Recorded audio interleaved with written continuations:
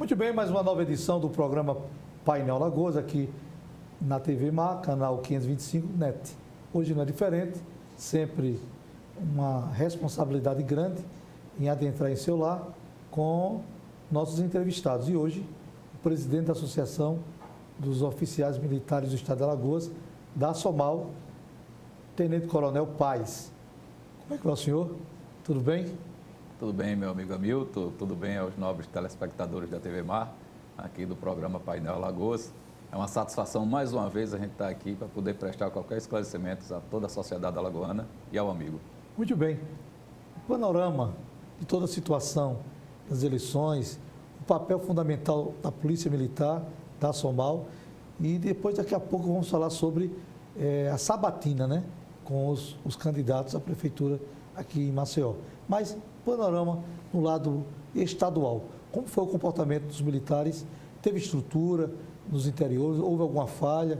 Alguma pendência para que o exercício fosse completo, 100%? Olha, Hamilton e a sociedade alagoana, assim, em relação ao policiamento do pleito eleitoral, essa semana a gente recebeu diversos elogios por parte do comandante da corporação. Hoje, além de ser presidente da associação, eu sou subcomandante do policiamento do interior. Hoje, tendo como comandante o Coronel Bittencourt. Então, durante o pleito eleitoral, a Polícia Militar, como sempre, desempenhou o seu mistério da melhor forma possível, policiando, tentando coibir os crimes eleitorais e fazendo aquilo que lhe é peculiar, que é o policiamento ostensivo durante o pleito eleitoral. Então, na nossa visão, a atividade militar, o policiamento, saiu de forma bem a contento, dentro das possibilidades e dentro daquilo que hoje a Polícia Militar pode oferecer à sociedade alagoana. Ser mais claro, os 102 municípios foram bem contemplados com a Polícia Militar?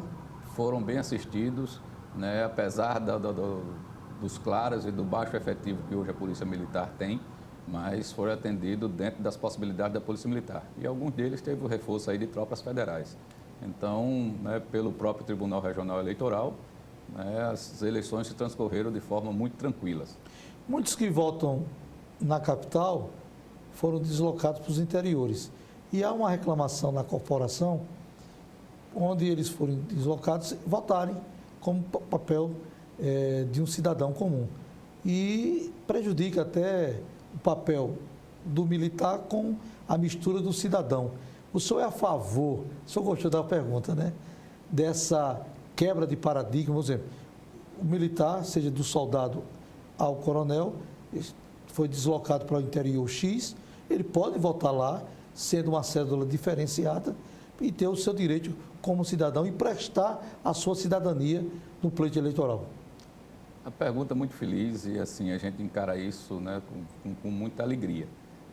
Porque é o seguinte, o envolvimento hoje, o despertar hoje dos militares estaduais e dos profissionais da segurança pública para a atividade político-partidária, está sendo visto isso, não só pelas associações, mas por todo o seu contingente, de uma forma muito salutar. Que hoje a gente vive um momento de que se você não tem as suas representatividades profissionais no parlamento, às vezes você não é ouvido.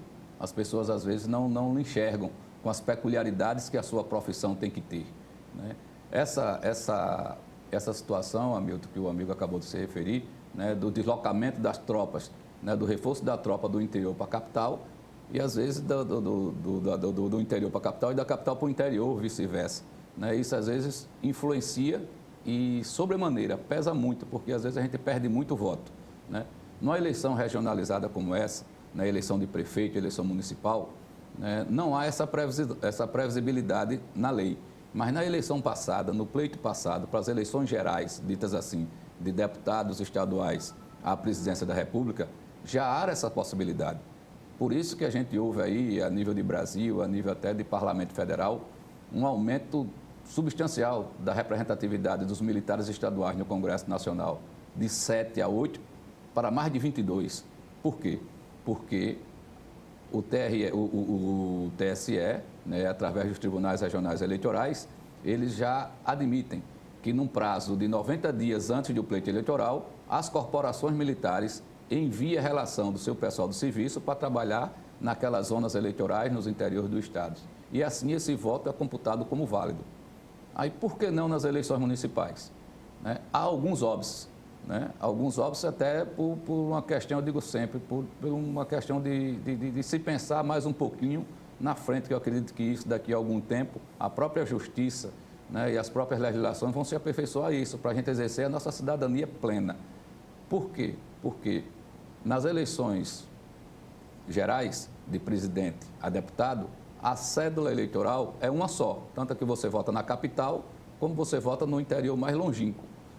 E nas eleições municipais, imagine, cada município com seu número de vereadores e prefeitos, para o TSE ou para o TRE fazer um programa específico para aquela quantidade de profissionais, eu não digo só não pelos profissionais da segurança pública que vão trabalhar, mas os outros profissionais envolvidos, técnicos do TRE, técnicos do TSE, para se valer o seu voto. Então, ele queria, em cada sessão, em cada zona eleitoral, ele fazer uma programação específica para aqueles municípios. Então, aí a gente vê isso com uma forma, né, assim, não muito fácil, mas também não impossível de se resolver. E assim a gente tirar muito mais proveito, né, do exercício da nossa cidadania plena, que é se fazer valer, que é se fazer votar e ser votado. Né? E dando uma passada geral no último pleito aqui agora, como a gente já vinha conversando aqui nos bastidores, né, pleito das associações militares foi uma coisa que a gente começou, como você disse, na gestão antiga do Coronel J. Cláudio. A gente tentou fazer uma união, né, das associações militares para carrear os votos para os representantes, aquele que a tropa escolhesse, e assim foi feito. Infelizmente, não se sagrou o vencedor, né? Tivemos a surpresa aí de ter uma representatividade do deputado Luiz Alves, o cabo Bebeto, né? que foi eleito, mas não foi eleito com os apoios da associação, nem foi eleito também com esse amplo plebiscito que a gente fez na tropa. Mas, graças a Deus, ele se sagrou vencedor no pleito passado para a eleição do deputado e vem até desempenhando um bom papel, né, na Assembleia Legislativa em algumas matérias afetas aos militares estaduais.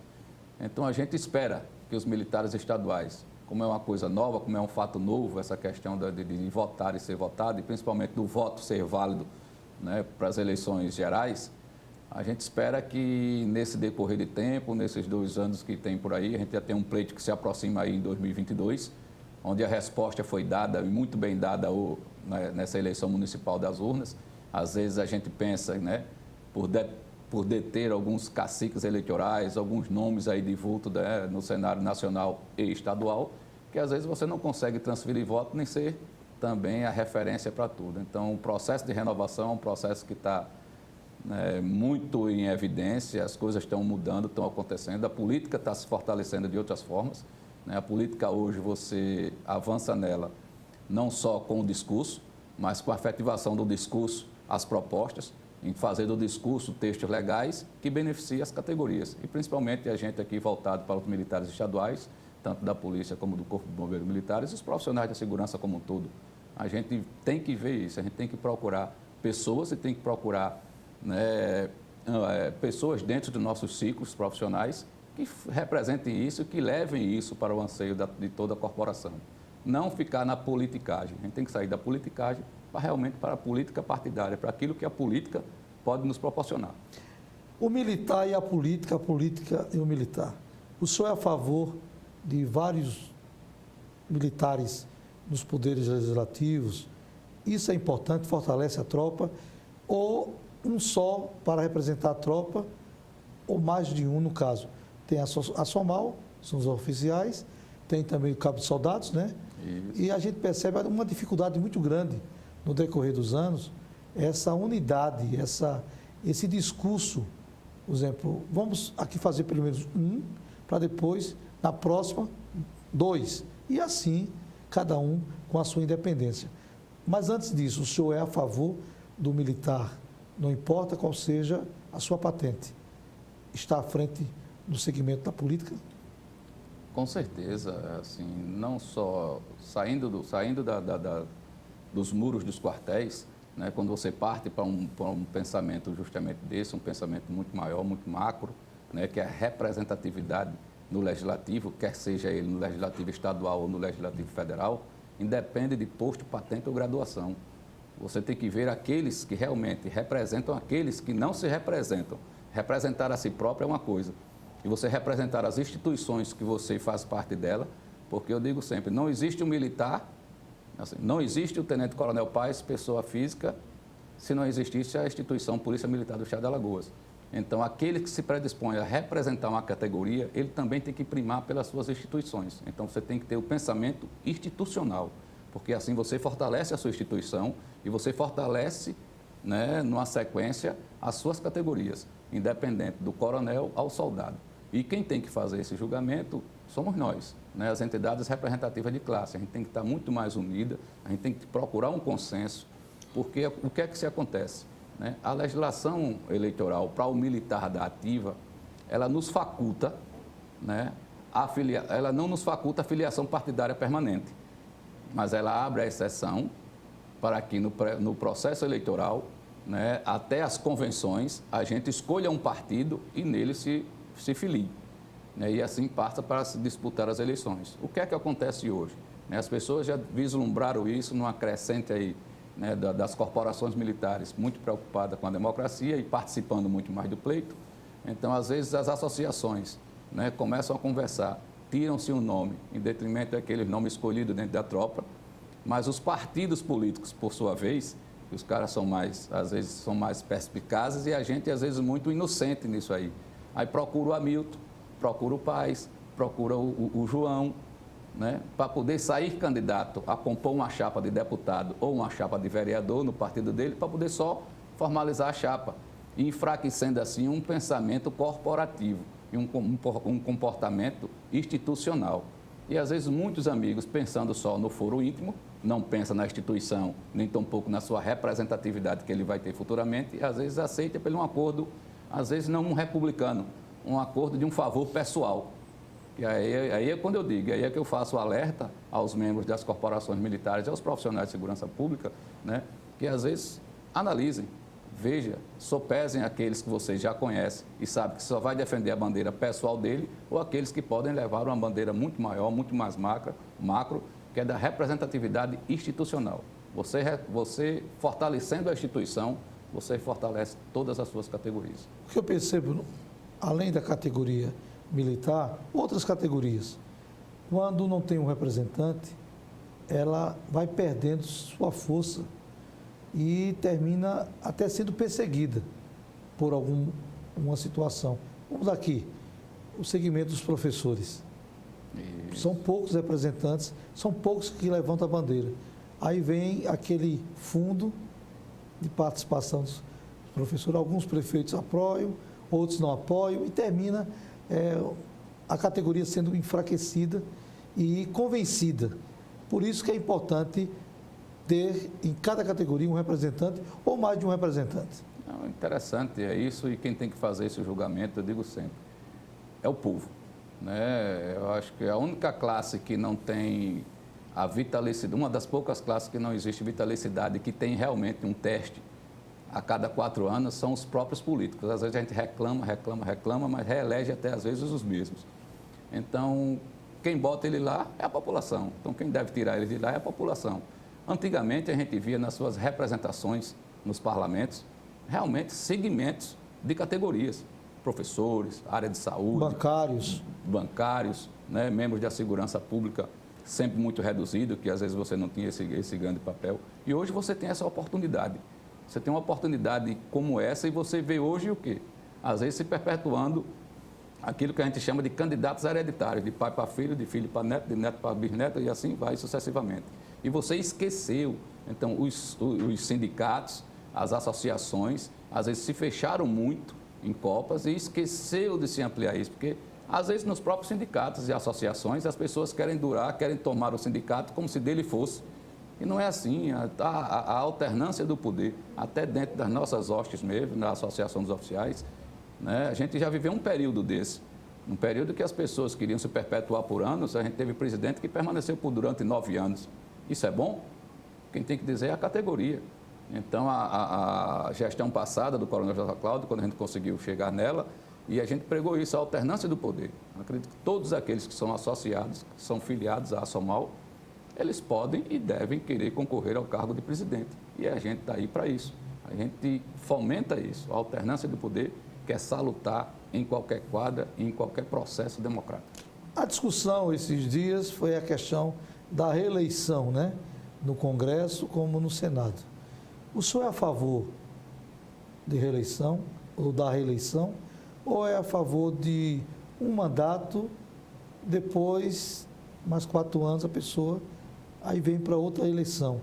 Não, tem gente aí com 6, 7, 8, 10 mandatos e muitas das vezes você nunca ouviu nenhum discurso. Assim, para o majoritário, é o que já está posto na lei. Né? Você dá direito a um mandato com uma reeleição. Para os proporcionais, né, você não deve cercear isso, porque é o que eu acabei de dizer aqui. Quem vota é o povo, quem tira é o povo. Né? Você tem aí categorias como a própria magistratura mesmo, que você tem aí a vitaliciedade na área da coisa. Então, aí você, mesmo que o camarada, às vezes você acha que ele não esteja desempenhando o seu bom papel, né, o que a gente vê agora, né, questões constitucionais sendo interpretadas pelos ministros do Supremo Tribunal Federal, né, coisas relevantes. Os caras estão querendo interpretar o texto constitucional. Se o texto constitucional está ruim, né, vamos promulgar uma nova Constituição, vamos atualizá-la, mas o que está posto é para ser cumprido. É rasgar a Constituição. E o STF está ali para isso. Não está ali para interpretar a Constituição, ele está para interpretar a sua interpretação, mas a Constituição é clara. Né? Então, quanto a isso, a alternância, quanto a isso, a prorrogação de mandatos, assim, os mandatos proporcionais, esses não, esses é o povo que tem que saber quem é que coloca, é o povo que tem que despertar para isso. Né? E indo nesse diapasão, a SOMAL, nessa eleição municipal agora, fez um chamamento aos principais candidatos à majoritária. Porque eu entendo que, enquanto presidente da associação e representativa que é a Associação dos Oficiais Militares, a associação ela é apartidária. A gente convoca todos aqueles candidatos à majoritária para vir mostrar o seu plano de governo. E aí, sim, os sócios, os filiados, fazerem o seu juízo de valor e daí eles tirarem quem vão votar. Né? Então, a SOMAL fez isso nesse último pleito passado, né? Recebemos lá, representando o atual o prefeito eleito, na época que não pôde ir, mas foi representado pelo seu vice-prefeito, o ex-governador Ronaldo Lessa, participou lá conosco, né? O candidato Alfredo Gaspar de Mendonça também participou conosco, e só não conseguiu ir o Davi Davino por desencontro de agenda, mas demos essas oportunidades a todos. E, mais uma vez, eu reafirmo o compromisso da SOMAL com a democracia. A SOMAL é uma associação apartidária. E isso contribuiu muito, né, com a democracia. Vamos lá. A Lei Estadual 8238 de 2020, referente ao acordo salarial de 2018, que diz respeito sobre a diferença do subsídio dos aspirantes e segundo-tenentes. Como é que está essa situação? Essa situação, a Lei 8238, né, que foi aprovada em janeiro passado, aí, já vai fazer 1 ano que a lei foi aprovada, foi sancionada e até agora não foi efetivada.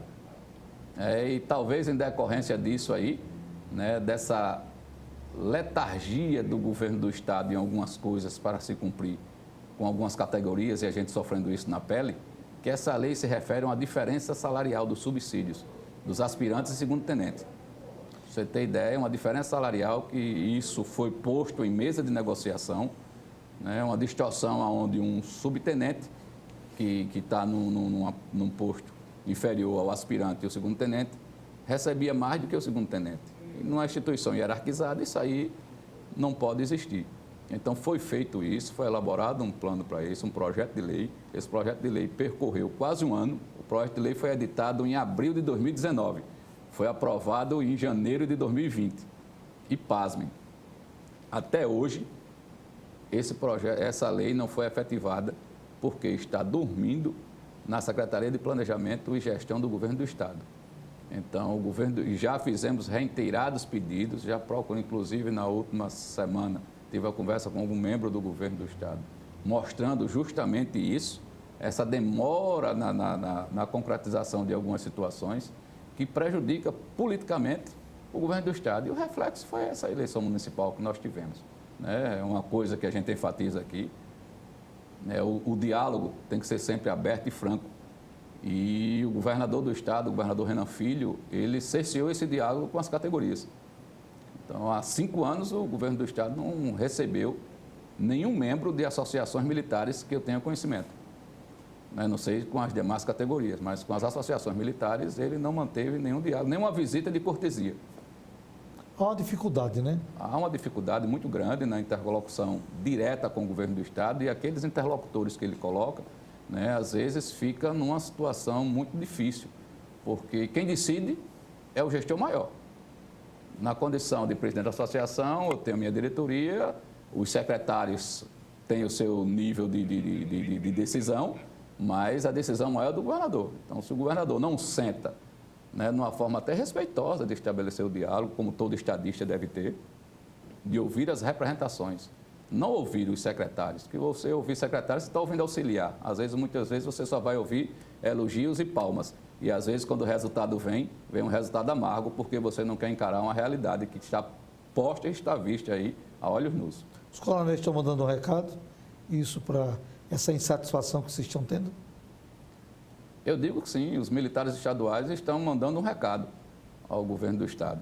Né? O alto comando da Polícia Militar, não vou ser leviano aqui em falar por uma coisa que eu não participo diretamente, mas tenho N amigos e todos eles são sócios da Associação dos Oficiais Militares. Você tem ideia, durante 4 anos, 5 anos de gestão, eu acredito que o governador do Estado, eu acho que o primeiro governo do Estado a não se reunir com o alto comando é o governo Renan Filho. Eu acho que se reuniu nesses quase 5 anos de governo, se ele se reuniu 3 vezes com o alto comando das corporações militares, foi muito. Que eu acredito que 3 vezes está sendo demais. É meio delicado. A questão da aposentadoria do militar, como é que está essa pauta? Pauta que, mais uma vez, a gente vem aí também travando alguns dilemas. A gente está com o sistema de proteção social pronto, né? Já foi passado pela Polícia Militar, está para o governo enviar essa matéria para a Assembleia Legislativa, não só o sistema de proteção social, como o Código de Ética também dos militares estaduais. O que é o Código de Ética? O Código de Ética é uma legislação nova que foi criada agora, está sendo criada agora em todas as corporações militares, havendo vista de que a prisão, né, o cerceamento de liberdade administrativo caiu. Isso decaiu no Congresso Nacional há 2 anos e deram um prazo para até o dia 20 de agosto agora as polícias militares refazer os seus estatutos, os seus códigos disciplinares, né, e aqui a Polícia Militar do Estado de Alagoas já gestou, já está pronto, está no gabinete civil, aguardando ir à Assembleia Legislativa um código de ética muito mais humanizado, muito mais justo. E aqui de PSI eu já faço, né, um elogio ao atual comandante, Coronel Marcos Sampaio, né, pela forma republicana que ele trata esses assuntos. Você tem ideia, um código de ética, né, o sistema de proteção social também que o amigo falou, isso foi tudo gestado com um amplo debate, uma ampla discussão, não só interna corporis, mas também com a associação, com as associações de classe. E o Código de Ética participou dele, dentro de uma comissão, do soldado ao coronel. Todos com voz e voto em uma comissão. Então, o Código de Ética hoje, que está para ser votado na Assembleia Legislativa, atende os anseios de toda a corporação. E retornando à pergunta do amigo, no que toca à questão da inatividade dos militares. O nosso sistema de proteção social também está pronto, só com 2 dificuldadezinhas de diálogo com o Estado, que é o reconhecimento que a Lei Federal 13.954 já dá às pensionistas, e o governo do Estado aqui de Alagoas não quer fazer esse reconhecimento, eles querem da paridade e da integralidade para as nossas pensionistas, eles só querem levar isso em conta da promulgação para frente. E o passado? Como é que fica? Vai descumprir a legislação federal? E a administração dessa massa, né? Se vai ser pelo AL Previdência ou se a administração disso aí retorna para as corporações militares. Como eu já tinha tocado naquela última conversa que nós tivemos aqui, né? O governo do Estado quer sobretaxa. O Alagoas Previdência cobra uma taxa de 1,5% do montante, né, da folha dos inativos e das pensionistas. Que isso, por baixo, dá uma bagatelazinha de quase R$ 2 milhões mês. Ao longo de 13 meses, quanto isso não dá? Então, isso sendo administrado pelas corporações militares, né, a custo zero, o Estado não desembolsaria esses quase 20 e poucos milhões de reais para a OL Previdência e poderia reverter esses 20 milhões Isso é uma dica, em né? custeio. Não, são sugestões que, se o governo do Estado escutasse as associações, talvez ele pudesse até, né, empreender de uma forma diferente. Investir naquilo que a gente mais precisa, que hoje é no custeio, é no social, é no homem. A gente tem que investir no ser humano, né?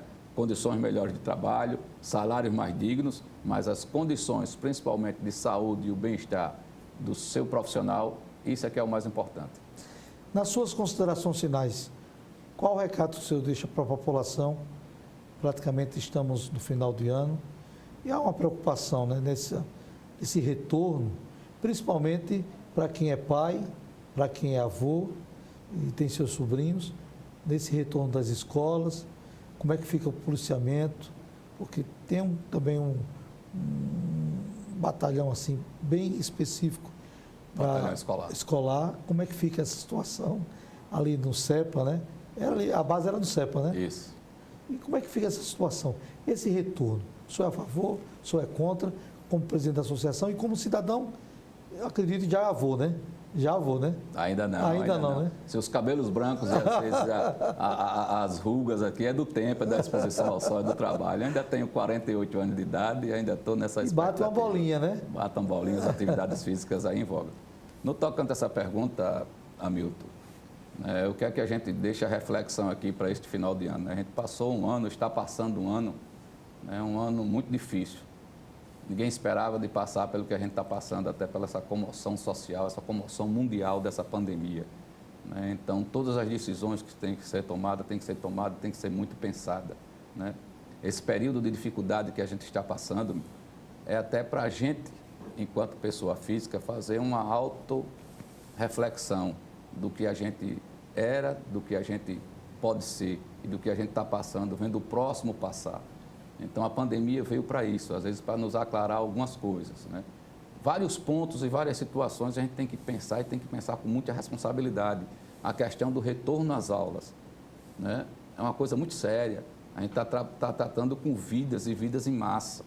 E muito séria também pelo um bem que, às vezes, a gente pode deixar aí perdido no espaço, que é o bem do conhecimento. A gente vai ter um ano aí, praticamente, de um ensino não tão de qualidade como a gente já vinha numa crescente, buscando sempre uma melhor qualidade.